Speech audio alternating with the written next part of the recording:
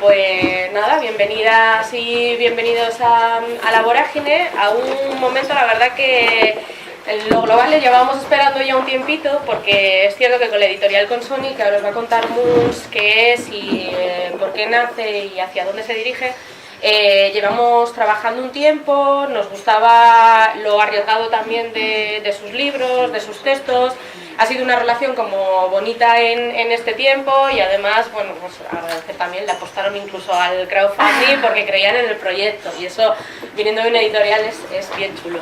Y cuando nos hicieron la propuesta de que Iván de la Nuez, que era uno de los últimos, en concreto con este libro, de Teoría de la Retaguardia, uno de los últimos libros que habían publicado, que iba a estar por Bilbao y que había la posibilidad de que diera el saltito para acá, pues dijimos, claro que sí. Además, siendo como es, pues un texto construido desde la ironía, hablando de arte contemporáneo, pues, de hecho, en un momento como muy puntual, noticioso, con todo lo que ha pasado en Arco también este año, que está aquí en el Candelero, pero bueno, viendo esa implicación, ¿no?, entre lo político, lo social también, y el arte contemporáneo, y su necesidad o no, y cómo lo estaba contando. Entonces dijimos que sí, que encantadas, y nada, aquí están. Bueno, ahora os presentaremos más en concreto a Iván y a Bea, que la acompaño hoy en la mesa, y yo por mi parte los anuncios de aquí. Aquí tenéis la programación del mes de marzo, que está bien llenito. Esta semana tenemos esto hoy y el viernes cerramos por huelga feminista. Para poder estar en la calle, y os animamos a que podáis estar ese día y a las mujeres secundar la huelga de todas las maneras posibles también que se ofrecen. Y podéis ver ahí la actividad de la semana que viene, que tenemos presentaciones de libros, encuentros con gente que ha estado peleando en los movimientos sociales, nada, aquí lo podéis ver, y en nuestra página web también. Y siempre hacemos como un pequeño anuncio para que este espacio se mantenga, aparte con la venta de libros, que no es como lo que más nos saca las castañas del fuego, también hay la posibilidad de hacer un aporte para que podamos mantenerlo abierto, con el cariño además que le estamos cogiendo a este hueco un poquito más grande, que a veces se nos queda hasta pequeño. Y nada, muchísimas gracias por venir, y luego podremos conversar todas también, tendremos un huequito para poder conversar. Gracias. Bueno, yo solo hago una pequeña intro.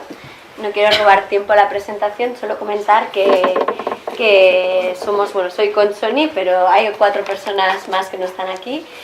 Somos una editorial ubicada en Bilbao, que tenemos un centro independiente también en el barrio San Francisco de Bilbao, donde producimos y editamos cultura crítica. Llevamos produciendo cultura crítica desde el año 96. Empezamos, bueno, en una nave abandonada en Zorrozaurre, en Bilbao, y desde ahí fue evolucionando el proyecto. Ya son más de 20 años de trayectoria, y en esos 20 años ha ido mutando mucho el proyecto. Os invito a todos a entrar a nuestra página web, que es consoni.org, Consoni con doble N, y ahí sirve de archivo un poco de toda la trayectoria de estos años. Y sí que desde el año 2016 empezamos, bueno, publicando libros de proyectos desde el año 2009, y poco a poco teníamos una productora de arte con una línea editorial, nos fuimos constituyendo como editorial, y es en el año 2012 cuando iniciamos la colección en la que publicamos ahora Iván de la Nuez. Es una colección paper y es una colección de crítica cultural en formato ensayo, pero también jugamos muchos con diferentes géneros literarios, como desde la ficción también se puede hacer una crítica cultural, etc.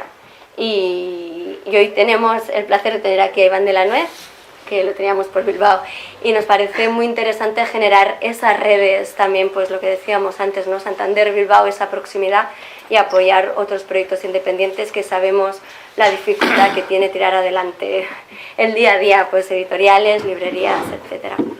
Y nada más, doy paso ya a Bea Cavia. Bea también pertenece a una oficina de arte y conocimiento que se llama Bulegua, que está ubicado en Bilbao, también súper interesante. También os recomiendo que sigáis el proyecto. Y luego Iván de la Nuez, ensayista, crítico y curator, y aquí os dejo a indagar. Bueno, y agradeceros todos mucho, tanto desde La Vorágine como todos los que habéis venido, que estéis aquí, y comentaros que el libro está a la venta y que son 15,50. Gracias por la presentación. Bueno, cuando te invitan a presentar un libro o a hacer una reseña o a participar como en un... Si no se me escucha bien me decís, o o a participar en un grupo de lectura sobre un texto, etcétera, te empiezas a plantear como una relación especial con ese texto o con ese libro, en este caso, porque empiezas a verlo como desde aristas muy diferentes a las que te planteas habitualmente como lectora, ¿no? Que es de una forma no más plana, pero sí más ritual o menos ritual, por decir así, más rutinaria, ¿no? Entonces, en este caso me planteé la entrada en este texto de varias maneras y por varias aristas, y he establecido como una relación muy especial con él por varios motivos.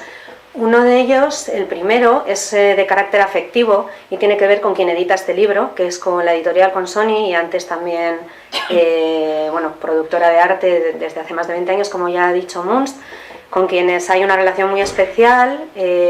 Somos agentes culturales, ambos espacios en Bilbao. Hay una relación personal muy, muy importante, hay mucho afecto, mucho respeto, mucha admiración por el proyecto Consoni y por lo que está haciendo, lo que ha hecho primero como productora y lo que hace ahora sobre todo como editorial, ¿no? Entonces, ese componente afectivo para mí era muy importante a la hora de mirar este libro y a la hora de leerlo. Hay otro componente afectivo que tengo que mencionar, que es que yo soy de Santander, entonces estar en la vorágine hoy me hace especial ilusión, y presentarlo en una librería de este tipo como representante de la cultura crítica, que es capaz de seguir después de varios años y en este local y en este contexto, bueno, para mí ese componente afectivo también es importante. Y hay otro componente u otras aristas que para mí han sido muy importantes, que tienen que ver justamente con el trabajo de Consoni y de Iván, ¿no? Que es la difusión que han hecho de este libro.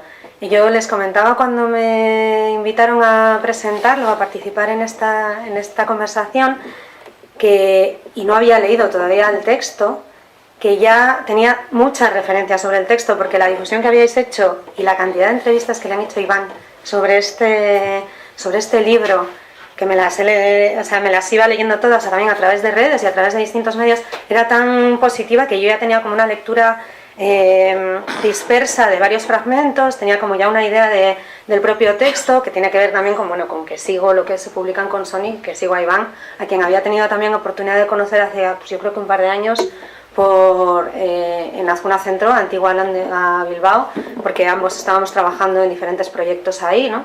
Él va a hacer una exposición que se inaugura el jueves que viene en ese lugar. Entonces, bueno, yo ya también le conocía a él personalmente, conocía su trayectoria, le seguía en algunos medios como en El País, y bueno, por ese motivo también, pues también hacía como fácil la invitación. Pero bueno, que esa parte de afectiva o como de fan, ¿no? Fanática, por decir así, porque al final me puse a leer como todo lo que salía publicado antes de saber que iba a estar en esta presentación, con lo cual tenía como una lectura previa, luego la lectura del texto y ahora la relectura. Entonces, bueno, está interesante todas estas aristas que te plantean este tipo de invitaciones, ¿no? Así que bueno, agradezco mucho la invitación a Consoni a estar aquí y agradezco mucho la oportunidad a Iván de compartir este texto, porque yo creo que sí que hay algo interesante para las lectoras, que es coger un texto la apropiación, ¿no? De los textos una vez que salen de la autoría. Y en este caso vamos a estar como en la frontera entre lectora y autor, que es un poco lo que puede ser interesante. No me voy a poder apropiar totalmente del texto porque él está aquí. Entonces, bueno, vamos a intentar compartir esto. Mi idea un poco para esta presentación era como lanzar lo que a mí me sugería, es decir, apropiarme del texto a mi manera, que es algo que ya con la edad he aprendido que se puede hacer, aunque siempre me da mucho pudor, pero vamos, que lo voy a llevar a mi terreno. Voy a compartir un poco las cosas que me parece que pueden ser interesantes también para parte del público que está aquí o todo, y luego le voy a lanzar algunas reflexiones o ideas o preguntas o lo que sea que quiera entender y responderme Iván, para compartir un poco también una audiencia que parte entiendo que se ha leído el texto y parte entiendo que no, pero que se lo va a leer, que me van a comprar a 15.50 a partir de ahora. Bueno, entonces, por hablar un poco de las cuestiones que a mí me interesan del texto, voy a comenzar hablando de lo que yo entiendo que es la posición situada que tiene Iván de la Nuez en este texto. Cuando hablo de posición situada me estoy refiriendo a Donna Haraway, algunos la conoceréis, y simplemente me estoy refiriendo a la responsabilidad o enunciar desde dónde habla cada uno cuando habla de algo, ¿no?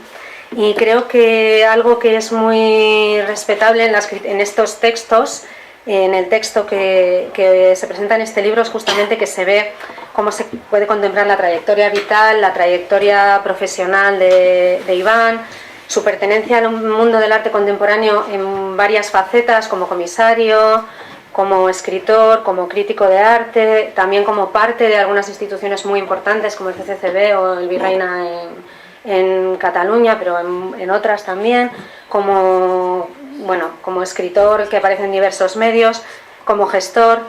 Creo que en este texto también es posible ver la posición que establece con su origen cubano, con sus coordenadas históricas y políticas, con su trayectoria, los análisis políticos que esto le permite hacer y una visión geopolítica del arte contemporáneo, ¿no? También, que creo que es una cuestión interesante a recoger en este texto, ¿no?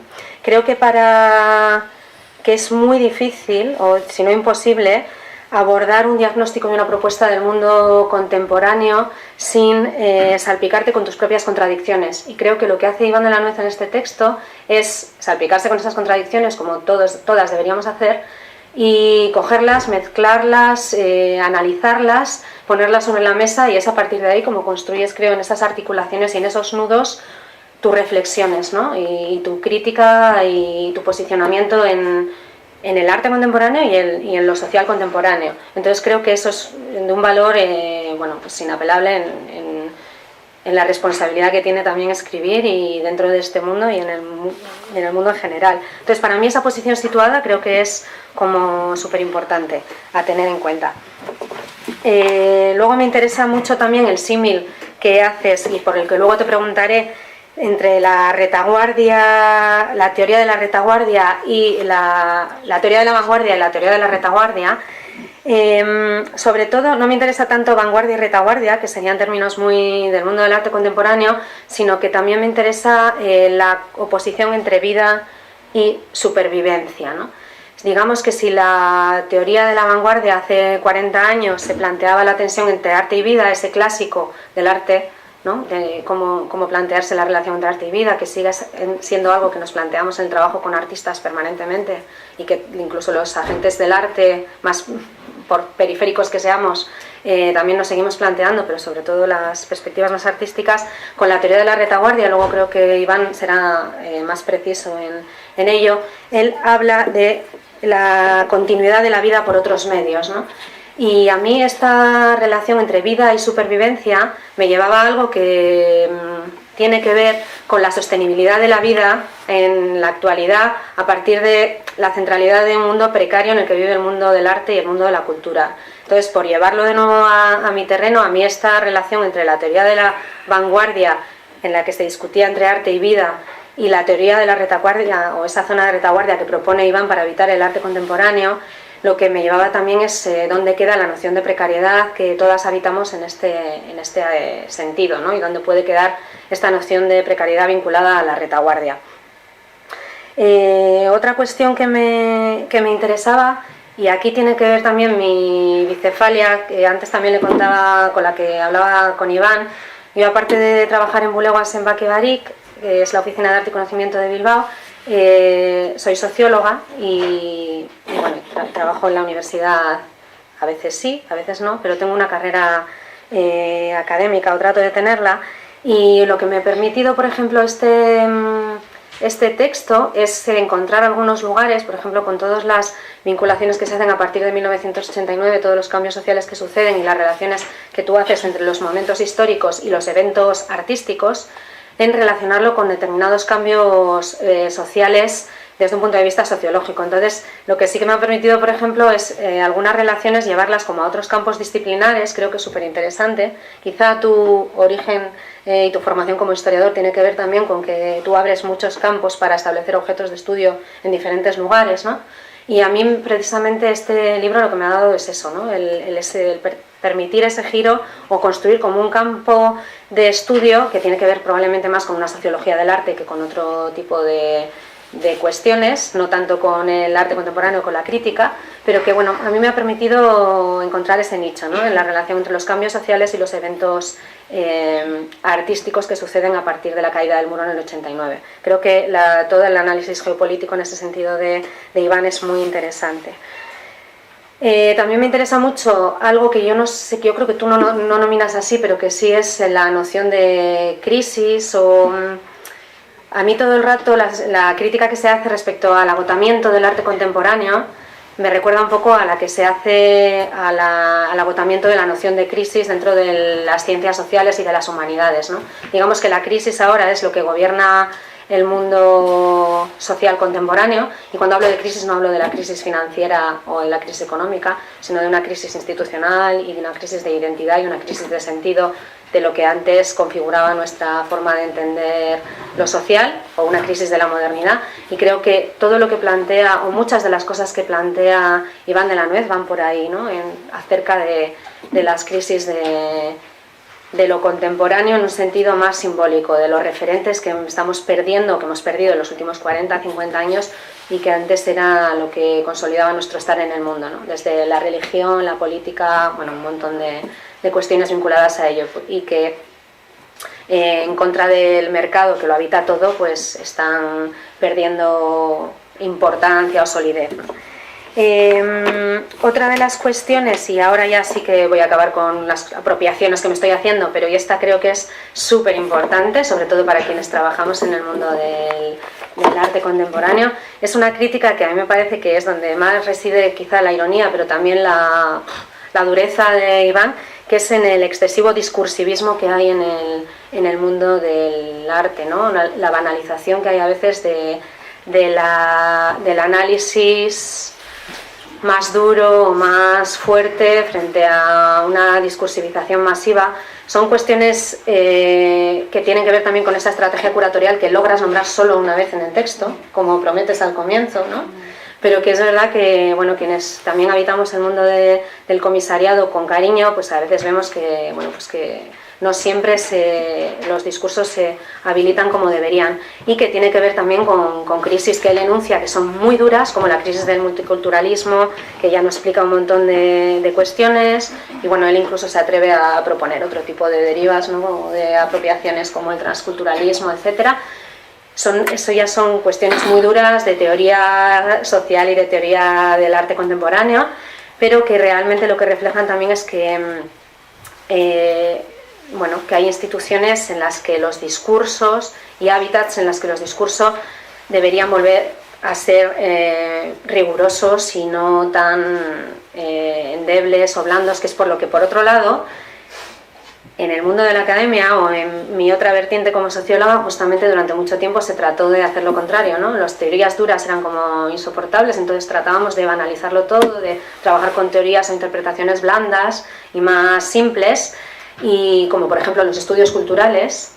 Y sin embargo, ahora desde el arte contemporáneo estamos viendo que, bueno, que hay ciertos reclamos hacia otras formas más sólidas de teoría que también son compatibles, ¿no?, que todas las cuestiones en ese sentido son compatibles, y que ese exceso de discursivización a veces, bueno, pues deberíamos ser también muy críticos y posicionarnos respecto a ello, ¿no? También depende de los mundos del arte que se habiten, esto es más o menos visible.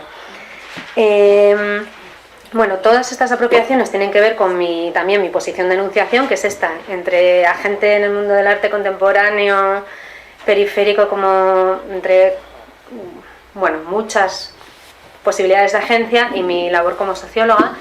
Pero creo que es más interesante también porque las audiencias son muy amplias, llevarla a un terreno en el que Iván pueda introducir sus propias percepciones. Entonces sí que me gustaría empezar por el tema del título, porque bueno, el título es buenísimo, hay que reconocerlo, y esto también es mérito de Iván y supongo que de Consoni. Teoría de la retaguardia, cómo sobrevivir al arte contemporáneo y a casi todo lo demás, que depende de cómo se lea, pues da ya para mucho, ¿no? Entonces sí que quería preguntarle a Iván por el título, por cómo lo encuadras, por cómo te posicionas en ello, pero sí que antes quería hacer algo que siempre veo en las pelis americanas y me parece fantástico, que me parece siempre súper... Digo, qué bien presentar libros en Estados Unidos, porque vas, lees y te vas.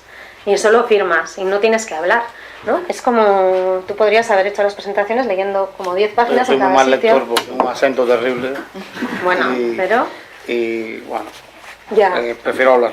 Pero el formato es como, bueno, pues a explorar. O sea, como rollo El Quijote en el día del libro, pero pues con los libros que una, ¿no? Vosotras lo podríais.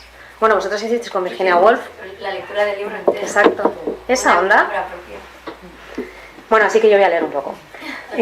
Simplemente para situar un poco vanguardia y retaguardia a las personas que no habéis tenido la oportunidad de tener todavía el libro.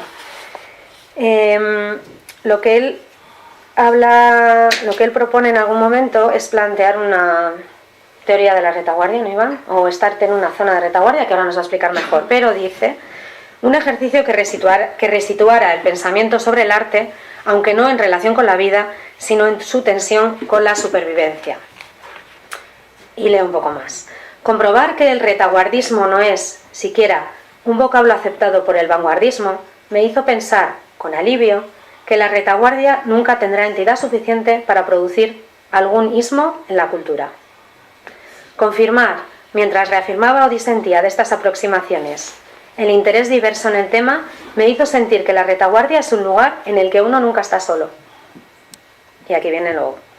La retaguardia, pues, como cobijo de una resistencia jalonada por el apogeo de la tecnología o la era de la imagen, por la posibilidad de que todo el mundo pueda ser artista o la certeza de que la política se ha convertido en pura performance, por el uso de la acción social como una de las bellas artes o el abuso del videoterrorismo como una de las malas artes, por los alojamientos del arte en la ficción o la demagogia de unos modelos que continúan buscando sus causas fuera del arte, aunque sigan beneficiándose de las consecuencias que solo pueden conceder el museo o el mercado.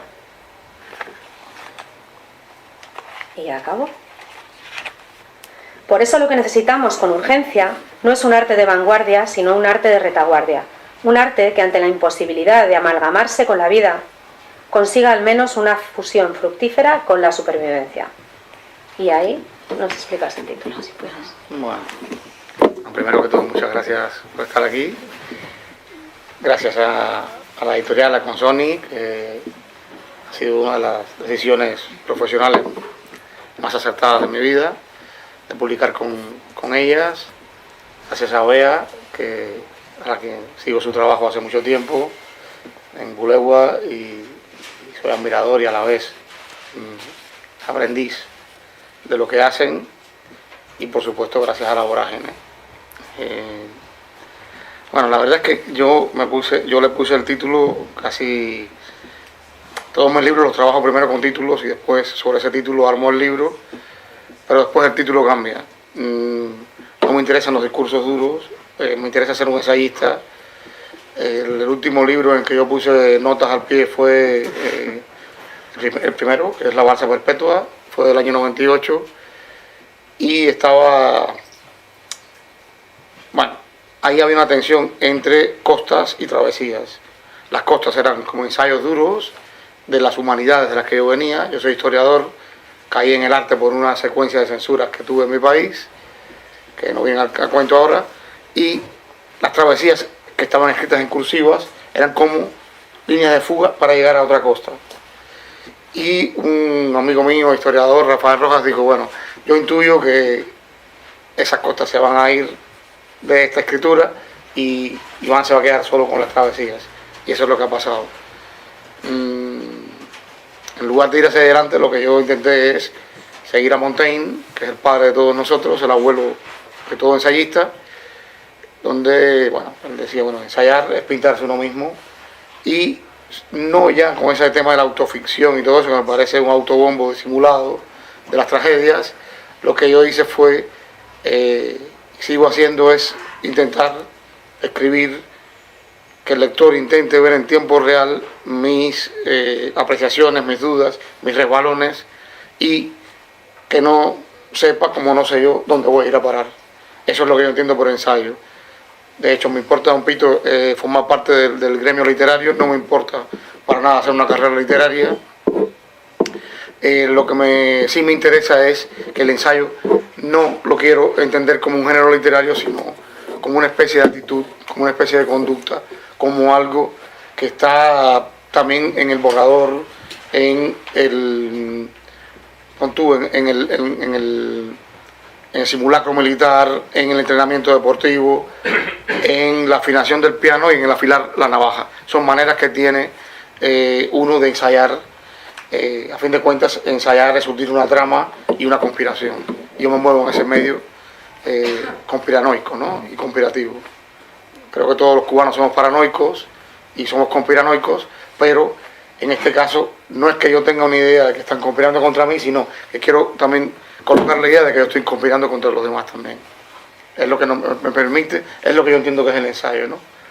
Y bueno, a partir de ahí, bueno, pues vino el mapa de sal, vino Fantasía Roja, que es un libro de 2006, que explica un poco cómo la izquierda de Occidente se enamora de la Revolución Cubana, empezó en Graham Greene y terminó en Wim Wenders, con Buenavista Social Club, y un crítico y director de arte y curator que yo quiero mucho, que es Valentín Román, cuando leyó Fantasía Roja dijo, tío, pero es que este no es un libro sobre la izquierda, es un libro sobre arte.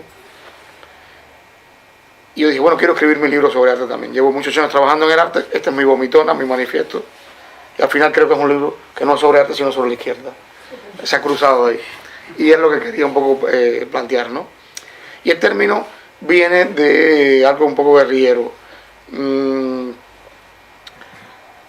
La retaguardia es un lugar sin entidad glamurosa. La retaguardia no tiene ningún tipo de épica fosforescente. Quienes entran primero en una ciudad son los vanguardistas, quienes ven primero que los demás son los vanguardistas, quienes les dicen a los demás la verdad que ellos no pueden ver ni decir porque son tan tontos que el vanguardista lo sabe, son los vanguardistas. Pero no hay tropa que no tenga que curar sus heridas, cocinarse y tener la enfermería ahí, y ahí es donde está la retaguardia. No por casualidad Clausewitz o el Che Guevara le dieron una importancia descomunal a la retaguardia, con lo cual me planteé colocarme ahí, que es un espacio donde uno no es que dé un paso atrás, pero sí da un paso al lado con todo lo que está pasando. Y bueno, hay dos vientos que me llevaron a vela por todo el libro. Uno es lo que tú dices, cómo se puede hablar de vida hoy en medio de esta precariedad, y de, bueno, aquí el problema de que no sirve para nada la teoría de la vanguardia. Como decía Peter Berger, decía, si la vanguardia no tiene lugar es porque no ha resuelto bien su relación con la vida, del arte con la vida.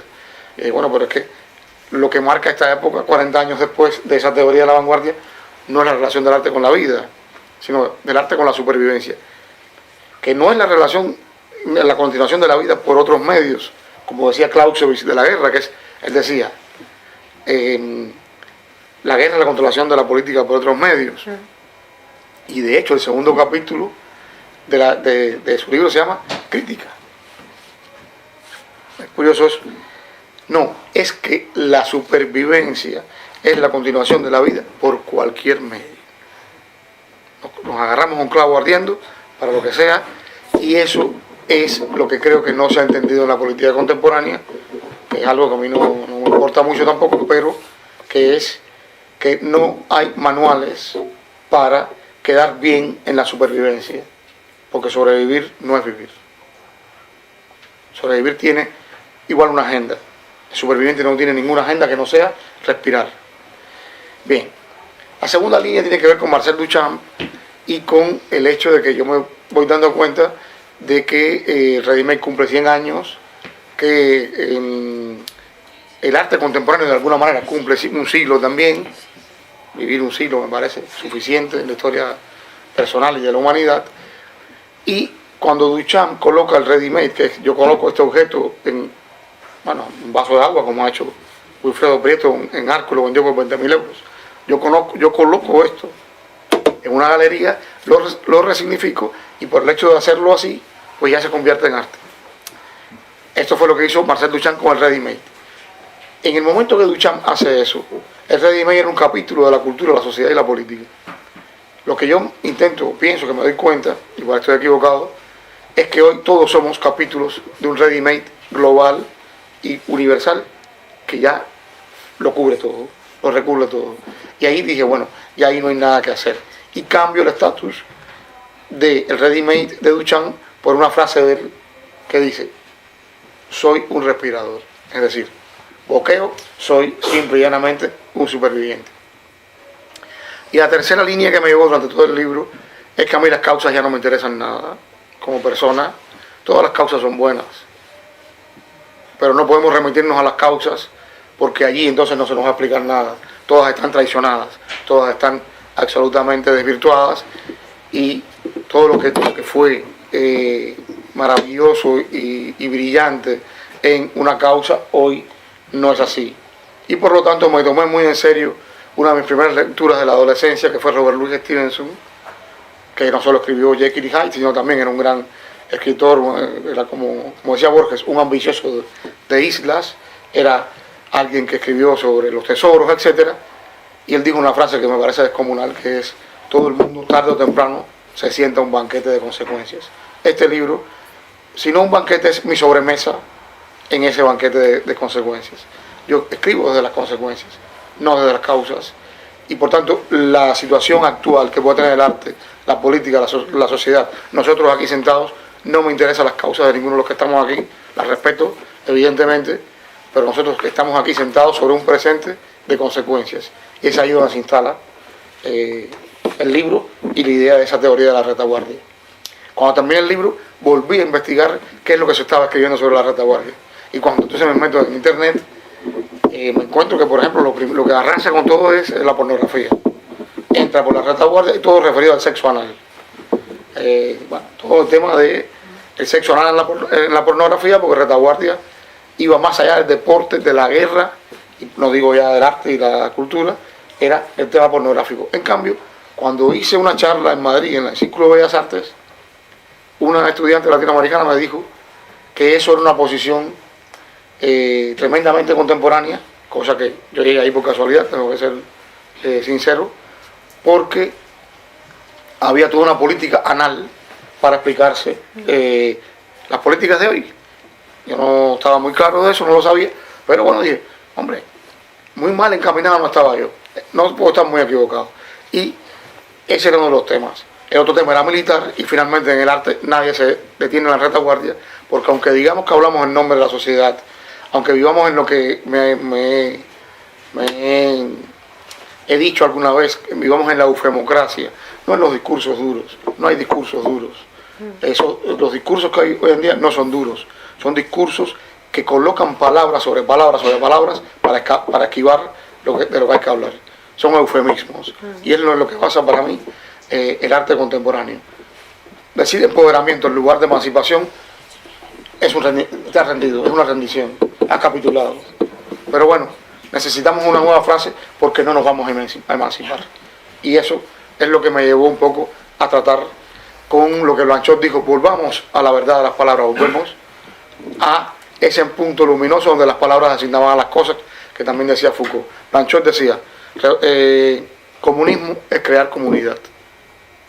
Ahora, si tú dices comunismo y viene el Gulag, y viene Stalin, y viene todo eso, ya no puedes hablar de comunismo.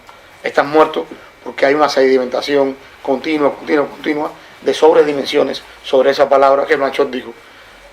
Es una comunidad, y después dijo, muy discretamente, si es inconfesable, mejor. Bueno, pues este es un libro un poco sobre esas pequeñas palabras perdidas e inconfesables de las que tenemos que escribir también. Y hablando de cómo, de ese presente de consecuencias en el que nos sentamos a la mesa y que tú te has sentado, bueno, yo creo que has adelantado con la noción de ensayar un poco cómo lo haces, ¿no? Pero me preguntaba cómo habitar, cómo gestionar esta zona de retaguardia que tú planteas, de echarse a un lado, no echarse atrás, ¿no? En tu vida cotidiana, volviendo un poco a la posición esta situada que yo veo en tu texto. ¿Cómo logras gestionarlo dentro del mundo del arte, ¿no? Como comisario, como gestor, como escritor. Bueno, entonces ahí creo que es Hay dos temas, uno es el arte, otra cosa es una cosa que se llama arte contemporáneo, que yo pongo con mayúsculas, que es un sistema. Yo nunca he hablado el nombre del arte contemporáneo, hablo el nombre del arte. Y el libro es una fábula escrita, digamos, son 3 fabulitas, más una introducción y un epílogo, ¿no? La primera es este cerdito salió cómo el arte va a la política y cómo regresa, cómo el arte va a la iconografía y cómo regresa, y cómo va el arte a la literatura y cómo casi ya no puede regresar. Esos son los 3 momentos del libro. Esa es mi posición. Es decir, si lo que llamamos arte contemporáneo es algo que surge con Duchamp, en una historia larga puede tener 100 años. Hay otro gran momento que es el 68, cuando muere Duchamp y la estética comienza a ser casi un instrumento de la política en Occidente. Y luego, cuando cae el comunismo, me llama mucho la atención 2 cosas. La primera es que en el año 89 se dan 2 acontecimientos que para mí no son casuales. Ya en un libro anterior yo decía, fue el momento que pasamos, cuando escribí el Comunista Manifiesto, es el momento en que el mundo pasa del PFE, Partido Comunista, a otro PFE, que es Personal Computer. Es decir, ese momento no es esa implosión de todo un sistema, de un imperio, del otro lado, yo lo veo simplemente como un cambio en un régimen de producción. Las sociedades basadas en el proletariado, las sociedades basadas en el trabajo manual, en el obrero, que uno puede ver perfectamente en la escuela de Leipzig, por ejemplo, en lo que es el mundo del arte, pasan a ser nostálgicas, melancólicas, pasan a dejar de existir, porque no puede ser casual que la caída del comunismo vaya acompañada de la gran eclosión de Internet, de la cultura digital y de la era de la imagen. Es decir, todo está a la vez. Hay 2 acontecimientos que son importantes también, que es que cuando se viene abajo el comunismo, se hace la primera gran exposición multicultural, que es Los Magos de la Tierra. Claro, yo no como conspiranoico, no voy a decir que una exposición tumba a un imperio, pero no deja de ser interesante el modo en que Occidente, no es que Occidente haya derrotado el comunismo, la increíble verdad detrás de todo esto es que Occidente colonizó el comunismo, y en vez de convertirlo en lo que era antes, que era el enemigo, igual, que era un igual bipolar al otro lado del telón de acero, lo convierte en una otredad, en una otherness, en una alternidad multicultural.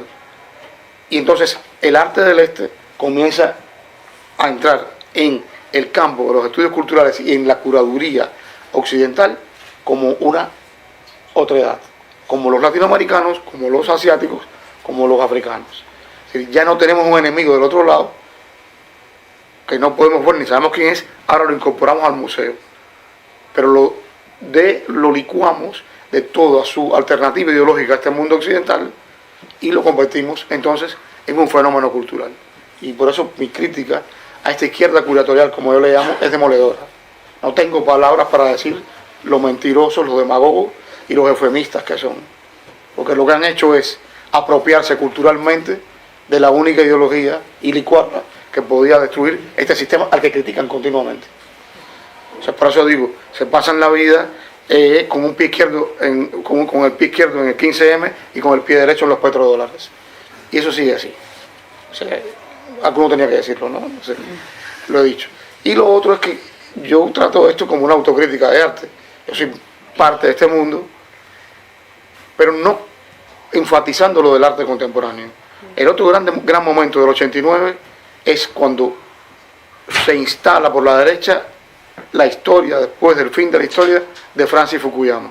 Pero que casualmente hay un espejo exacto, paralelo, que es Arthur Danto, que instala el arte después del fin del arte. Y eso le parece perfecto a la izquierda del arte. Entonces yo digo, bueno, ¿cómo es que han corrido en paralelo esta izquierda curatorial con Danto, que ha hecho como 10 o 15 carreras en España, ha generado, no entiendo por qué aman tanto a Arthur Danto, pero bueno, es envidia. Él se corre en paralelo con el arte después del fin del arte, que es aclamado por nuestra izquierda curatorial, con la gran criticada y muy bien criticada historia después del fin de la historia que hace Francis Fukuyama. Pues que digo yo, que son dos caras de la misma moneda. Es decir, es cómo tú usas el neoliberalismo para alojar un discurso marxista, socialista, supuestamente radical. Y esa es la gran simbiosis que intento, por lo menos, desmenuzar en este libro con mi ironía, mi cierta humildad, porque yo no soy un alemán, no voy a escribir nunca la teoría de la vanguardia. Una persona que se mueve en los registros geográficos que nosotros nos movemos, podemos aspirar a este librito, pero nadie nos va a dar una cátedra con un libro como este. Pero bueno, eso te permite cierta libertad para decir lo que te da la gana también. Y es lo que he hecho. Por tanto, para mí, ¿qué cosa es lo contemporáneo? Lenin dijo que lo contemporáneo es lo que empezaba en el 17, que es lo que sucede en historia a la sociedad moderna que funda la Revolución Francesa. En el 17, Duchamp hace precisamente el primer ready-made. Coloca el urinario en el mismo año. Entonces, esa es la historia que me interesa a mí. Eso que se llama contemporáneo ha llegado a su fin. No puede continuar, incluso porque ha llegado a extremos patéticos, donde las cosas, un urinario, una aspiradora como Jeff Koons, son sustituidas por las causas. Es decir, un manifiesto, algo antiglobal, no sé qué. Y los objetos por los sujetos. El libro hace un recorrido por algunos ejemplos donde se exponen seres humanos en los museos contemporáneos.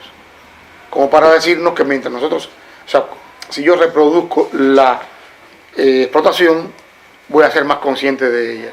Bueno, no tengo ningún interés en explotar a nadie para saber que está explotado. Es decir, no tiene ningún sentido eso. Ahora que está todo el tema de género, es como si yo quiero irme de prostitutas para comprobar la maldición que cae sobre esas personas que están siendo explotadas. Eso me parece que no tiene ningún sentido y bueno, es lo que hace el libro. Luego pongo dos ejemplos concretos. Uno, voy a la Bienal de Berlín y me encuentro una Bienal dedicada a la gentrificación, con obras que eran interesantes, muy bien planteadas, y de repente veo que ese Berlín de crítica neoliberal esquiva absolutamente que ahí hubo fascismo y ahí hubo comunismo. Esquiva a la CSS y a la Stasi. No existen. No existe. Simplemente lo importante es hacer una crítica como si estuvieran en Londres, como si estuvieran en otro lado, cuando una ciudad como Berlín, precisamente, lo que tiene es esa singularidad y no la de Londres. Ese es un ejemplo que voy recorriendo. El libro también es alguien que va pasando por ahí y va viendo cosas. Y lo otro, bueno, una exposición de Reina Sofía, que está dedicada al arte radical de Latinoamérica en los años 80 y súper bien planteada, una exposición rigurosa, etcétera, que se enfoca contra la Operación Cóndor, que se efectúa, son las dictaduras neoliberales de América Latina. Pero llega un momento que me pregunto, bueno, ¿y dónde está el arte latinoamericano, político y radical de las dos únicas revoluciones en el poder en la zona, en la época, Cuba y Nicaragua? No existe. O sea, a esa izquierda curatorial no le interesa hablar de la izquierda en el poder. No tiene valor ni intelectual, ni valor para enfrentar esa historia. ¿Y qué hace? Las esquiva. Pero lo curioso, y eso ya da para una sola exposición, es la paradoja que ahí se presentaba. El arte cubano de los años 80 es muy parecido, el arte hecho en un país comunista, un país socialista, al que hacen todos sus colegas de América Latina. Deriva antropológica, arte povera, una crítica política de alto nivel, pasarse por el arte, los símbolos nacionales, volver a Artaud, a Boyce, etcétera, creación colectiva. Y bueno, pero qué clase de coincidencia más interesante para hablar de esto. Y luego el arte de Nicaragua, curiosamente, Nicaragua fue una revolución de poetas. No hubo un arte contemporáneo prácticamente, propiamente dicho, porque lo que mandó allí fue el experimento indigenista de Ernesto Cardenal, que lo que hizo fue llevarse a la isla de Solentiname todo el experimento artístico de la revolución e ir a un arte precolonial, cuando todavía las redes de la modernidad ni del colonialismo habían incidido en la mente y en la cosmografía del arte nicaragüense. bueno, en una exposición que se llama Perder la forma humana, que buen contrapunto, como las dos revoluciones en el poder tienen dos respuestas distintas ante el arte, una muy similar y otra muy distinta, pero en cambio ahí no hubo manera de entender eso, porque de algún modo esa era una exposición que estaba hecha para que coincidiera con el 15M que estaba fuera de Reina Sofía, que era un 15M español, porque en Latinoamérica no había primavera latinoamericana. O sea, bueno, son los paseos que di un poco en la parte de política, que tampoco es la única parte del libro, pero sí, bueno, eso me llevó a pensar que el arte contemporáneo estaba liquidado y que una cosa es el arte en su sentido general, pero el arte contemporáneo ha cumplido 100 años, lleva mucho tiempo siendo necrófago, viviendo de la muerte del arte, muy bien por cierto, y yo digo, bueno, es un arte que lleva un siglo despidiéndose, pero no ha aprendido a marcharse, ¿no? Y es lo que explico. Entonces no hay posibilidad de un arte contemporáneo más allá del sistema del arte. Sí, volviendo a la importancia de las palabras. El problema es que contemporáneo es esto que nos está pasando ahora. En cambio, el arte contemporáneo lo que hizo fue convertir la actualidad en inmortalidad. O sea, cuando te dicen, es arte contemporáneo, pero si es arte contemporáneo, ¿cómo es posible entonces que haya pasado hace 50 años? Es decir, es una manera de liquidar el tiempo para que tú no puedas liquidarlo a él. Y un poco eso es lo que me metí ahí. Es decir, lo contemporáneo me parece perfecto, pero en tanto, volver a Blanchot. Es decir, lo contemporáneo es lo que nos está pasando ahora aquí mismo, pero mañana ya nos habremos olvidado de mi libro, de mí, de esto, de lo otro, porque lo contemporáneo será mañana. Entonces a mí me parece que ahí lo que ha habido es ciertamente una usurpación de la fugacidad de la actualidad por un cierto conservadurismo de la eternidad, ¿no? Es decir, lo contemporáneo es lo que no puede ser, digamos, demolido. Y me voy a un ejemplo. El libro está lleno de tonterías, son detalles que no tienen ninguna entidad teórica. Pero bueno, ¿por qué en los años 80, que llega la época del arte contemporáneo, en los catálogos se empieza a narrar la vida del artista al revés? O sea, el artista empieza por el año 2019 y va hacia atrás. Yo digo, bueno, es que esto es como un moonwalker de Michael Jackson, que parece que vamos hacia adelante, pero vamos hacia atrás. Ahí hay un terror enorme al futuro. Eso es lo que está pasando ahí. Hay un horror enorme al futuro y por eso es una contemporaneidad que deja de interesarme. No sé cuál es ese misterio, eso está, bueno, hay dos cuentos, uno de Alejo Carpentier en El viaje a la semilla y este famoso que se hizo una película después, que lo describo en el libro, que es el hombre que iba yendo hacia atrás, iba volviéndose niño y vuelven al útero materno. Es casi el currículum empieza a ser una herramienta freudiana, que tú viajas continuamente hacia tu mamá, porque no quieres ver el futuro. Y me llamó eso la atención, ¿no? Y bueno, lo otro es que, bueno, si quieres lo hablamos después, pero bueno, cómo eso se aloja de una manera muy distinta en la literatura y en las novelas que tratan del arte contemporáneo. Si quieres lo hablamos. Vale. No me robes las preguntas. No, te iba a decir que la salida un poco a este embrollo que estás planteando y que como se plantea también en el libro, es como la defensa de la escritura, ¿no? Y me gustaría que profundizaras un poco más en cómo la escritura, en términos, bueno, antes has hablado del ensayo, pero creo que la escritura en general habilita la posibilidad de generar una ficción que no vuelve al museo, por decirlo así. Y voy a leer ya lo último, que es este modelo norteamericano que habéis visto que me ha gustado. No, porque él dice que un poco la salida de todo esto puede estar en las palabras, ¿no? Me parece que es muy valioso. Tal vez lo que hoy apremia al arte no es una multiplicación de las imágenes, sino de las palabras, sobre todo aquellas que ante la cascada visual sean capaces de arraigar algún imaginario. Es ahí donde la expansión literaria sería más fecunda, en el descubrimiento de que su éxito no está en que sus autores se parezcan a un artista, sino que sigan siendo sencillamente escritores, en el hecho de que sean menos literales, pero más literarios. Sí, bueno, ese es un capítulo en el que me he basado para hacer la exposición esta. En el año 94 yo empecé o sea, tú no tienes dinero, no puedes coleccionar arte, pero puedes coleccionar novelas sobre arte. Y dije, bueno, yo voy a hacer mi colección imaginaria. Y en el 94, a mediados de los 90, gente como Paul Auster, Julián Ríos, Ignacio Vidafolk, empezaron a colocar el arte contemporáneo como materia de su novela, su trama novelesca, ¿no? Y dije, aquí está pasando algo muy interesante. Y digo, bueno, si tú quieres saber lo que hace un artista, tú te vas a una exposición y miras su currículum en el catálogo. Ahora, si tú quieres saber quién es ese artista, mejor léete estas novelas, porque ahí están las trampas, los vicios, las envidias, todo, los resbalones, los errores que no ocurren en ese catálogo, impolutos, asépticos, que bueno, si me quito de encima una exposicioncita mala que hice en un centro cívico, me la puedo quitar también, porque yo voy de museos y de grandes galerías, etcétera. Y bueno, voy a empezar por ahí. Y luego me di cuenta que aquello era más que un tema, porque a fin de cuentas si es un tema, no es tampoco tan interesante tampoco.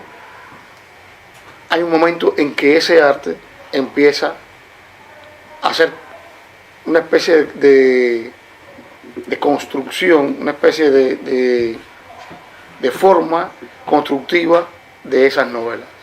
Y es cuando, desde una cartela hasta el documento, el archivo, el museo, etcétera, comienzan a modificar la escritura y la literatura. Y ahí dije, bueno, ahí sí hemos llegado a una simbiosis muy interesante.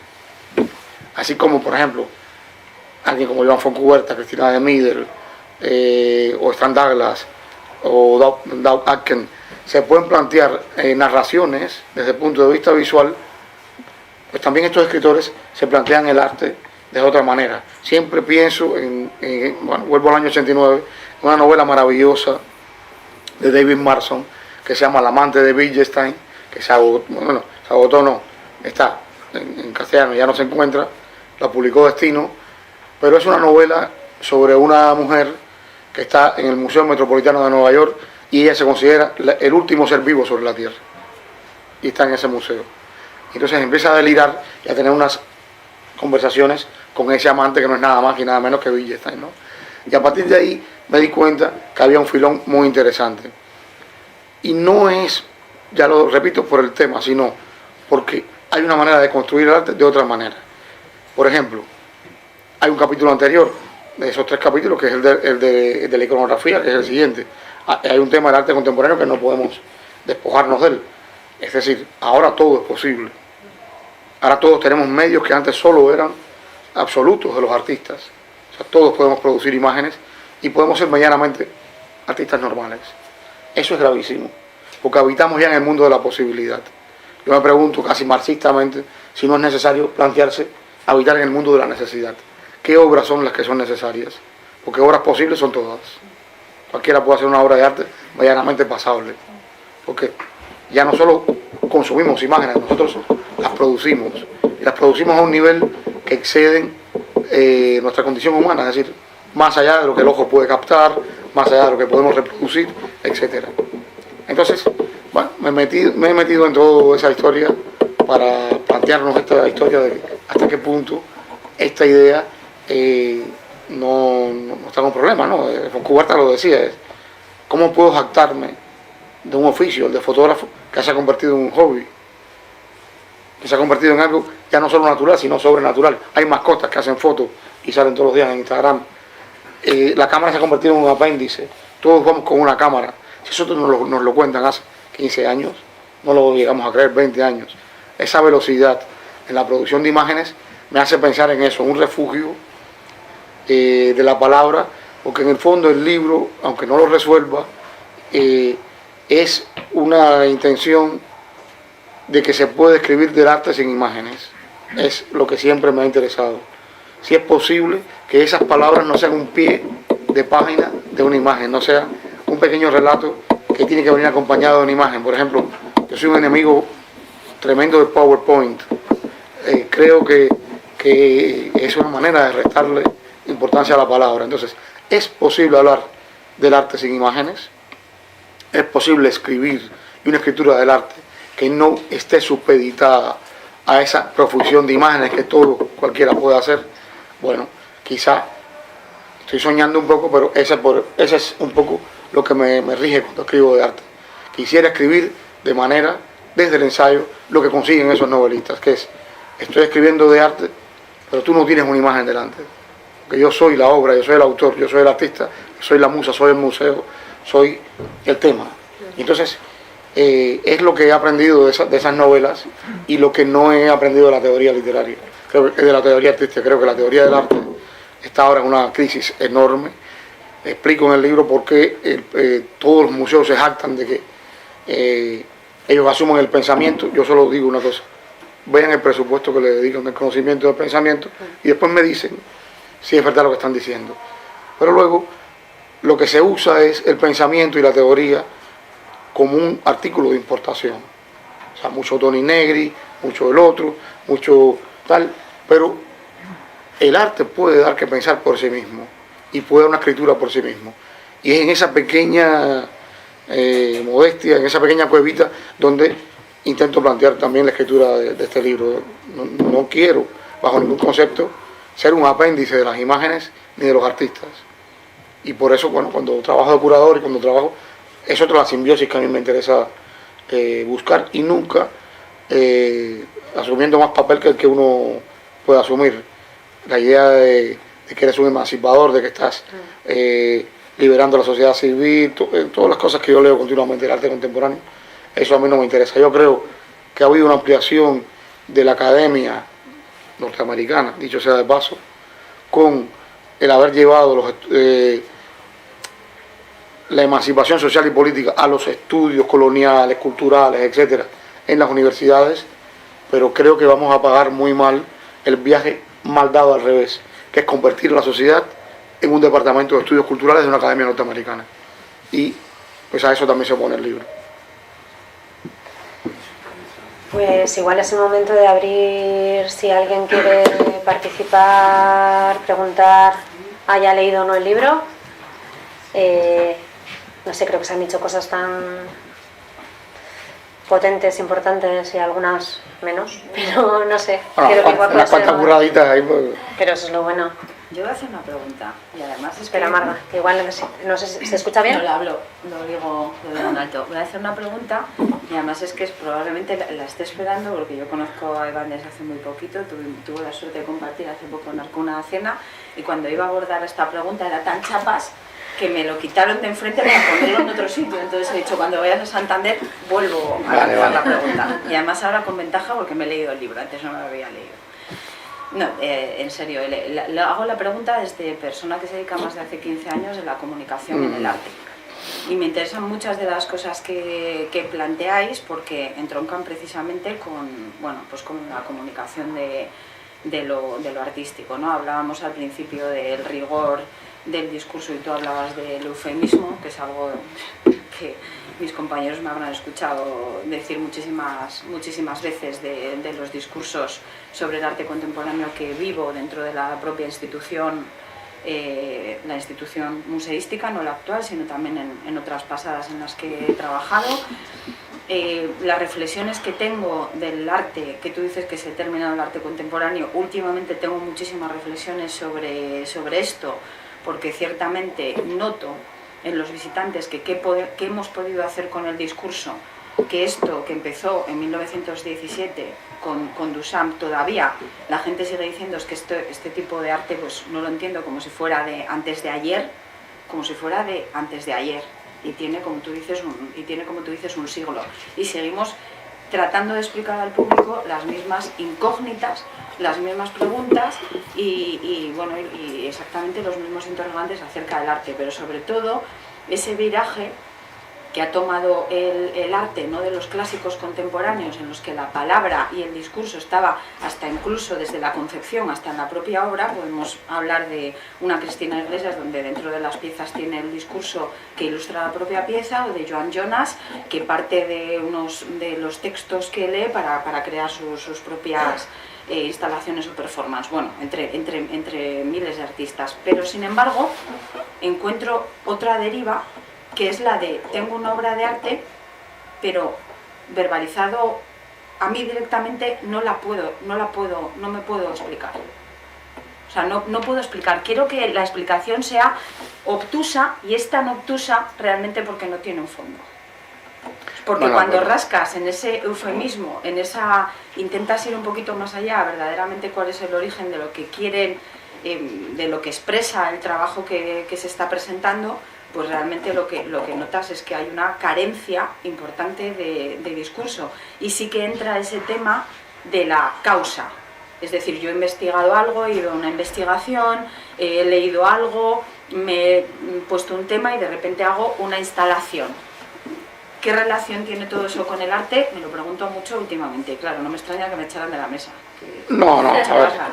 A ver, es que son casos puntuales. Es decir, el arte sigue siendo el cómo, no el qué. O sea, cualquiera escribe sobre un suicidio, pero todo el mundo no hace Romeo y Julieta. Es decir, el qué es lo que nos pasa todos los días y cualquiera podemos esbozarlo. Pero ya si tú eres un artista o un escritor, tienes que eso convertirlo en un cómo lo haces. Y eso para mí es el arte, el cómo de una situación, no el qué. Tanto la descripción a mí no me parece interesante. Yo creo que se han también obviado cosas que están como mal vistas, ¿no? Por ejemplo, la relación poética que pudo tener la crítica de arte, desde Oscar Wilde hasta Huxley, con los objetos artísticos, es maravillosa. Y de Octavio Paz, porque había una poesía que surgía de el arte, o lo hacía Susan Sontag, por ejemplo, cuando hace precisamente contra la interpretación, cuando hace sobre la fotografía. Son gente que el arte les proporciona un discurso, una palabra, un tipo de estructura literaria y a su vez eso tiene un retorno extraordinario para el mundo del arte. No sé dónde paró eso, pero tú coges todo eso, hasta Paz, etcétera, es algo que es muy interesante. Por otra parte, yo no conozco un arte más formalista que el arte conceptual. O sea, Joseph Kosuth, los grandes conceptualistas se tomaron el trabajo de ser enormemente formales y formalistas incluso para que eso pudiera entrarle a la gente. O sea, Jenny Holzer lo entendía todo el mundo. Las cosas de Dan Flavin se entienden perfectamente. El tema es cuando, me parece a mí, hay una sobredimensión que nos lleva a convertir la transparencia en exposición y en exhibición. O sea, Foucault hay un momento que dice, hay un momento en que el archivo o el documento deja de ser la verdad oculta, misteriosa, no sé qué cosa, porque tenemos que abrirlo. ¿A quién no le interesa que se abran los archivos de la Stasi, por ejemplo? A todo el mundo. Ahora bien, el problema es qué tú haces con ese archivo. Si lo usas como un objeto expositivo, tú estás actuando como un artista romántico que hacía paisajes. Entonces, ahí es donde yo creo que falta la crítica. Es decir, no es por falta de contemporaneidad artística, es porque se ha establecido un amaneramiento de lo que debe ser contemporáneo. Entonces, a veces no es necesario una exposición llena de archivos y documentos. Mira, el costo de este librito puede tener eso y lo repartes en la exposición. No tiene ningún sentido, por ejemplo, hacer una mega exposición sobre las lecturas del Capital en la colonización española, cuando tú puedes coger ese fragmento del Capital, repartirlo gratis y haces un proyecto de izquierdas de verdad sin gastarte 2 millones de euros en una exposición. Es posible hacerlo, pero también puedes hacer lo contrario. Entonces, ahí es donde está el tema. Y vuelvo a qué es necesario y qué es el cómo. Yo creo que hay artistas muy interesantes que siguen actuando en la contemporaneidad, que son magistralmente intelectuales, conceptuales y poéticos. España ha tenido en secreto un artista como Javier Codesal durante años y años y años. Fue uno de los fundadores del videoarte y es un poeta extraordinario. Todo lo que hace ya no es una estética, es una poética y vale la pena buscarlo. Pero bueno, si lo que se prefiere es 3 panfletos en una pared, eso ya es cuestión de cada director, de cada comisario, etcétera. Tenemos que darnos un poco de tiempo. Es lo que digo, la vanguardia no es irse atrás, pero sí echarse la retaguardia, es echarse un poco al lado, ¿no? Ver cómo podemos, porque realmente estamos ahora mismo con una sobredosis enorme. Al arte le pasa lo mismo que a cualquier aspecto de la sociedad. Hay una sobredosis de la oferta sobre la demanda. Ahora no sabemos qué queremos, porque desde que encendemos el ordenador nos lo están dando por los ojos. No tenemos necesidad de nada, por lo menos en este occidente, porque ya se sabe lo que uno quiere. Se nos estimula. Es casi lo que hace el narcotráfico. Está perfectamente visto. Tú tienes que crear nuevas formas de adicción. Entonces, ahí es donde yo veo que el arte no es autocrítico. me molesta tremendamente. O sea, me parece bien que el arte hable de Piketty, que es un teórico del 1% y el 90% de la desproporción y de la desigualdad actual, donde él llega a las teorías siguiendo todo el tema casi estadístico de Marx desde el siglo XIX y demuestra que el 1% de la sociedad se enriquece a costa de un 99% que se empobrece. Eso no tiene discusión. Cualquiera que vaya por la calle lo sabe. Pero yo lo que no he visto es una exposición diciendo que el 1% de los que deciden en el arte también se llenan de prestigio, de dinero y de riqueza, mientras que el 99% de ese sector del arte se va hacia la precariedad. No he visto esa autocrítica en ningún momento. O sea, es como una cosa sartreana. El infierno son los otros. Bueno, no, este libro es el libro de alguien que sabe que el infierno es el mismo. Yo estoy en ese infierno. Pero no me da la gana de ser expulsado de ahí y de no decirlo. O sea, yo lo que miro es un poco que se hable más de sí mismo, ¿no? Pero no es por tirar por la borda una serie de situaciones. Ahora, a veces se habla en nombre de una sociedad que realmente no se siente interpelada por esos que hablan en su nombre. Eso Foucault le llamó la indignidad de hablar por otros, que fue como él definió la representación. Bueno, yo soy más... ese epígrafe se llama La Lupe en el MoMA.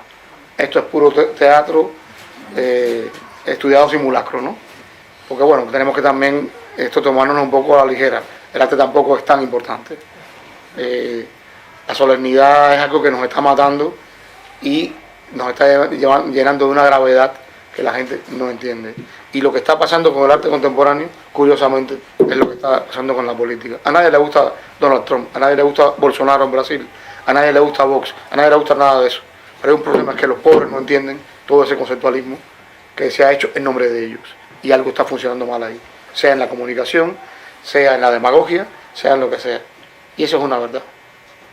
Una paloma de Picasso todavía sigue siendo algo que la gente identifica con un tipo de causa por la que salir a la calle. Pero otras obras contemporáneas no lo son. Y eso me parece que hay que verlo, ¿no? Y luego, bueno, todo el tema del que no salimos tampoco, que es que somos una milésima parte de avanzar. Somos el evangelio estético del neoliberalismo. Y eso está ahí, está clarísimo. Cuando hay que irse corriendo para China, nos vamos todos corriendo para China. Pues todos nos vamos corriendo para Rusia. Y ahora estamos en los Emiratos. Entonces, bueno, ahí va a haber un Louvre, ya hay un Louvre en Abu Dhabi. Se está reproduciendo toda la estructura museística, universitaria, etcétera, de Occidente. Y sí, somos muy críticos, pero somos como la pieza crítica dentro de un sistema que nos engulle, ¿no? Ahí está todo el mundo también. Y si hay que ponerse un turbante, uno se pone un turbante y va para ahí. Entonces, esa es una situación. El libro este no tiene ninguna importancia por lo que dice, sino porque lo dice. Porque es algo tácito en el mundo del arte contemporáneo. Aquí no se puede hablar de dinero. Aquí no se puede hablar de precariedad. Aquí no se puede hablar... Yo puedo hablar de dinero contra Wall Street. Yo puedo hablar de precariedad porque lo dice Thomas Piketty en un libro de teoría de no sé qué. Pero yo lo que no puedo es decir los sistemas enormes de precariedad en lo que estamos nosotros como parte del mundo del arte, que somos cómplices de eso, que somos una parte de este sistema, ¿no?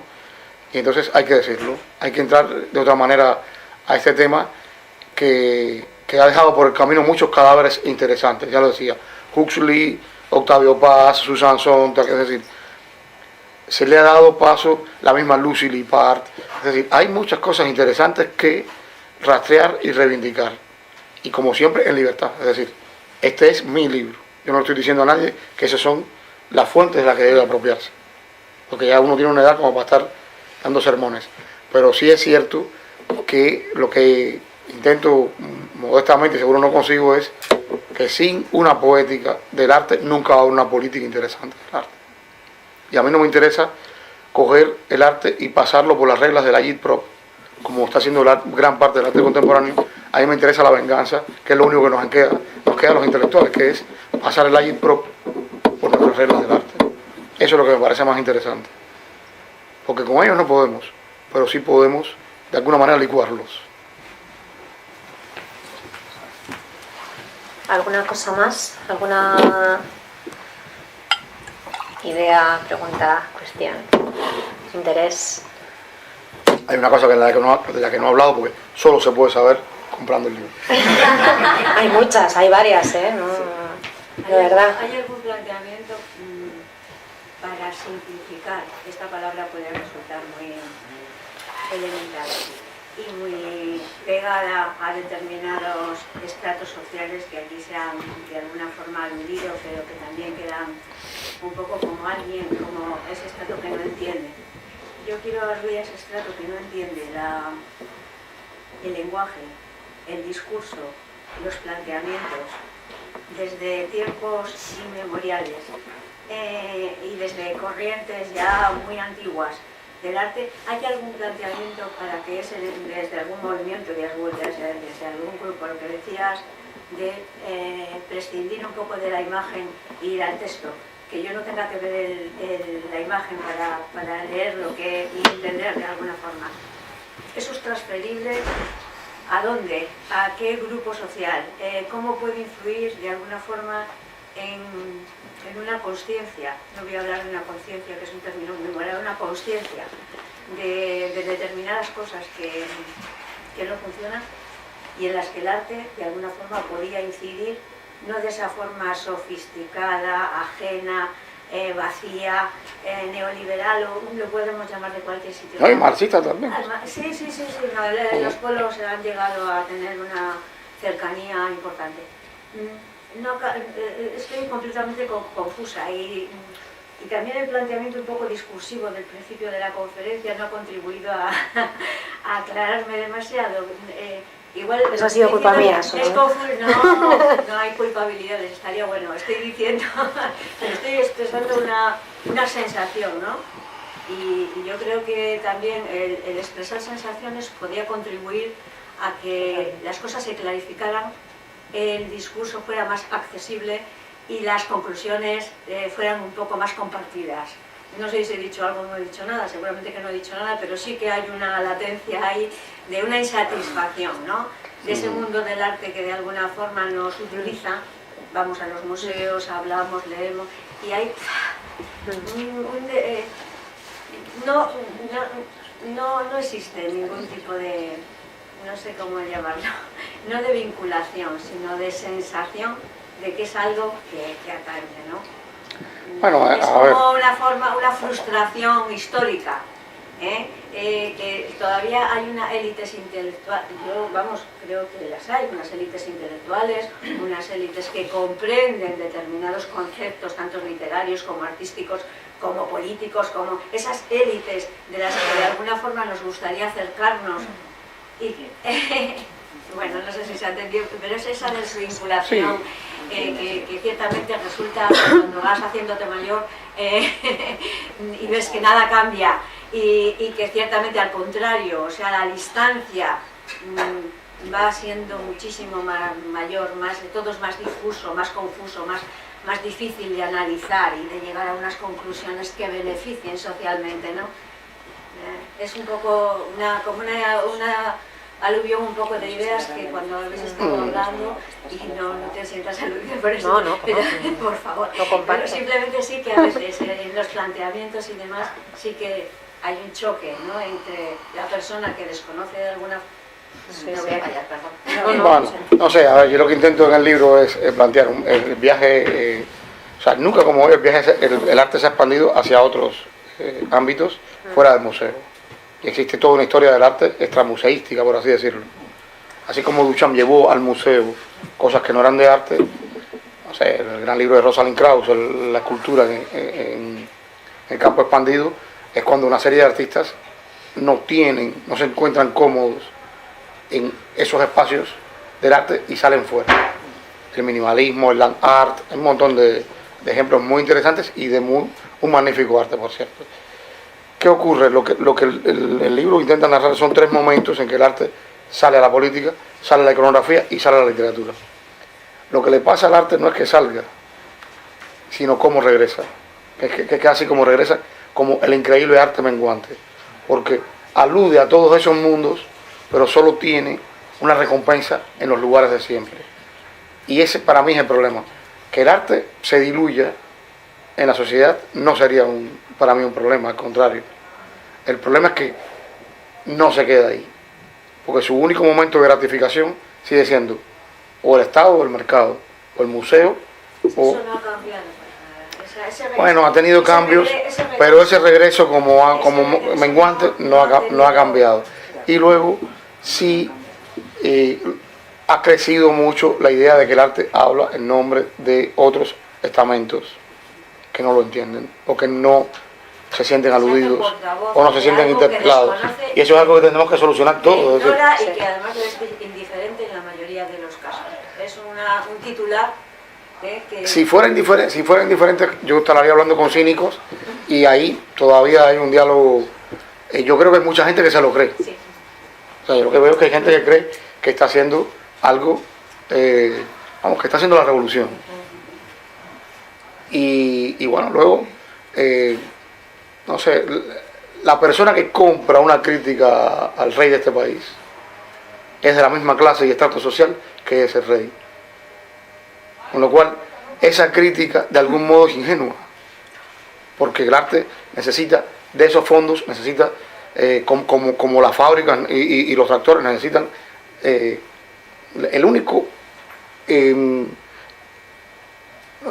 nuestra única relación universal en el mundo de hoy no es ni la democracia, ni los valores morales, ni los valores de Occidente, que somos lo único que hoy nosotros conocemos como valor universal es el capitalismo. Hasta Corea del Norte está intentando implementar su modelo capitalista. Con lo cual, dicho esto, esa es la historia que nosotros estamos viviendo ahora, una especie de divorcio entre la democracia liberal que surgió del capitalismo y el mercado. O sea, grandes países, grandes potencias usan el mercado y no necesariamente la democracia. El modelo chino o los Emiratos triunfan ahí por doquier, pero no lo hay. Entonces, el arte no es ajeno a eso. Y lo que sí es ingenuo es pensar que tú estás rompiendo por un lado una estructura que te succiona por el otro lado, ¿no? Si no hay remedio a eso, sinceramente no lo sé, porque yo como persona que se levanta por la mañana y se vuelve a acostar por la noche, soy un cómplice de todo eso todos los días. Pues compro esto, lo otro. No existe otro valor universal que no sea el del dinero, el del mercado, el del capitalismo. Porque no es el de la democracia, el de la educación y el de la enseñanza. Ese es nuestro grave problema. Y el arte está ahí también. Con lo cual tampoco vamos a culpar al arte de cosas que ocurren en todos los lados. Lo que pasa es que yo me muevo en ese mundo. Si yo fuera economista, imagínense ustedes lo que diría yo. Pero, cuestión poliédrica pero sí, bueno. De la observación. Hay un punto también de demagogia muy fuerte, de hablar en nombre de quien no, de alguien a quien tú no llegas nunca. Es así. Vamos. Una pregunta. Si el arte durante mucho tiempo se ha entendido como generar obra y la obra requiere un discurso, lo que ocurre ahora es que el discurso es la obra. Bueno, la desmaterialización del arte fue una cosa que los conceptualistas siempre quisieron llegar ahí. A mí, el discurso como obra, me desentiendo en el libro, porque lo que me interesa es la novela sobre el arte que plantea, para mí, las novelas sobre arte son la máxima desmaterialización del arte que yo me he encontrado. Y bueno, hay momentos en que el arte puede ser el discurso puede ser una obra, pero no. La tendencia actual, sí, hay el discurso no se entiende. Pero hay una tendencia, no sé, pero también estamos aquí para elegir. Es decir, si yo, para un artista que es un aficionado a la teoría, aunque no lo crea, y una teoría, prefiero leerme la teoría. O sea, vengo a la librería, le hago la vorágine a mi aportación, no sé qué. Ahora, sí hay discursos muy interesantes dentro del mundo del arte que son ya obras. Y eso es un problema ya de saber diseccionarlo. Lo que no puede ser es que todo el mundo, primero, que las palabras no son un discurso. Digo por la necesidad de explicar la obra, porque el concepto sé que la entienda. La obra por sí misma o sea, necesita el apoyo del discurso. Porque la gente ve la obra y en teoría no la entiende. Eso por un lado, pero incluso a veces la obra necesita una trama. Que como hace Sofical, por ejemplo, que no es un discurso, es que necesita una experiencia de una persona que es vigilada, no sé qué, es decir, todo eso es complicado. y nos lleva a muchos lados. Ahora, ya ahí está tú lo que quieras tragar o lo que no. Yo vengo de las humanidades, del ensayo, etcétera. Me cuesta mucho que me den gato por liebre y no lo acepto. Pero eso no quiere decir que no haya... O sea, todas las palabras no son discursos, pero sí hay discursos que son interesantes y que a mí me gustan. O por lo menos los asumo como obra, ¿no? Pero bueno, lo decía Paz, el problema no es Duchamp, que le da un punto a pie a todo lo que se entendía como la gran solemnidad del mundo del arte y construye una obra desde la ausencia de obra. Paz decía, el siglo XX lo marcan dos artistas, Picasso, que tiene un exceso de obra, porque el exceso de obra también podríamos discutirlo, y Duchamp, que tiene un defecto de obras. Y eso tensiona todo el arte del siglo XX. Ahora, termina diciendo, el problema es que Duchamp hace una obra porque se llama Marcel Duchamp. Todo el mundo no puede duchampear y duchampeando por la vida. Eso es lo que me parece interesante, ¿no? Pero bueno, no sé. Porque si no, entonces diríamos, ¿dónde nos vamos? ¿A la pintura? Bueno, hay también mucha pintura que es discursiva. Hay mucho discurso que en el fondo es pictórico y no se ha dado cuenta. Hay mucho videoarte que no abandona la historia del marco. Por ejemplo, la pantalla es una reproducción del marco, etc. Es decir, hay que saber todo esto un poco para saber en qué lugar estamos, ¿no? Y ahí todo el mundo tiene que trazarse su propio recorrido, porque hay tal profusión y tal cantidad de proposiciones que no sé. Sí, pero un apunte. Tú antes me decías, lo importante es el cómo, no es el qué. Y ahí entro un poco con lo que dice este señor, que qué pasa en ese tipo de obra, en el que el cómo, te das cuenta perfectamente. Bueno, el cómo de Jenny Holzer son palabras y me parece maravilloso. El cómo de Joseph Kosinski son palabras, me parecen maravillosas. Pero quizás a veces ese qué, o sea, quizás ese discurso, es lo que dices, valdría más que no es el primer crítico. Es que yo no evalúo una... Lo escucho, quizás vale más leerlo en un libro. Explicación. Claro, Ajá. quizás vale más leerlo en la teoría, quizás vale más leerla en un libro. Pero bueno, lo que estoy diciendo es decir, a ver... Sí, es lo que estás diciendo. Es escoger... o sea, lo que yo propongo es darle a la escritura un lugar. O sea, la única resistencia ahora mismo que yo veo ante eso es precisamente en esos libros donde ante la avalancha de imágenes que ya estamos metidos en todo ello, me parece interesante la palabra. Fíjate tú, ahora, por eso pido que los escritores no tienen ningún sentido que se conviertan en artistas, sino que sigan siendo escritores, porque ese anclaje me parece más interesante que la profusión de imágenes o de palabras que pueda tener el arte. Pero vuelvo a lo mismo, nos interesan las horas posibles o las necesarias. Posible es todo ya, todos somos artistas. Ese es el problema, estamos sentados sobre aquello que dijo Duchamp, cualquier objeto se puede convertir en obra de arte, y que después, 30 años después, dijo Boyce, no, ya es que eso está sobrepasado, es que todos podemos ser artistas. Que si eso es así, pues entonces la situación, esa es la situación en la que estamos ahora. Todo el mundo tiene un Instagram, todo el mundo hace lo que antes solo hacía un señor que se llamaba arte. Entonces, bueno, Blanchot en el libro que vendrá lo dice. ¿Es importante esta figura? Hay que seguirla viendo así. Son preguntas duras, terribles, porque nos está interpelando a nuestra propia permanencia en este mundo, tal cual lo hemos vivido hasta ahora.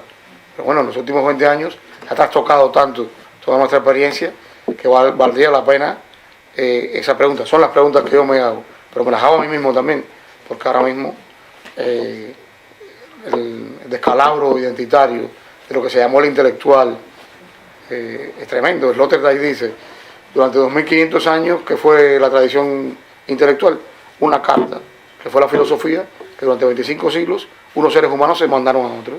Eso se acaba de romper, porque esa carta ya no se manda, no se envía por valores escritos, sino se manda a través de las imágenes. Estamos hablando de una crisis de 25 siglos que se nos viene encima, que nos está apabullando. Entonces, hay que ser un poco conscientes de que el mundo ha dejado de ser lo que fue, pero a una velocidad pasmosa, ¿no? Y es así.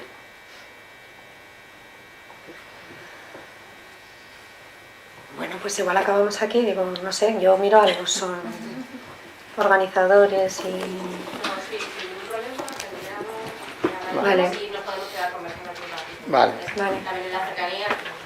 Bueno, gracias a los Muchas que habéis gracias. venido.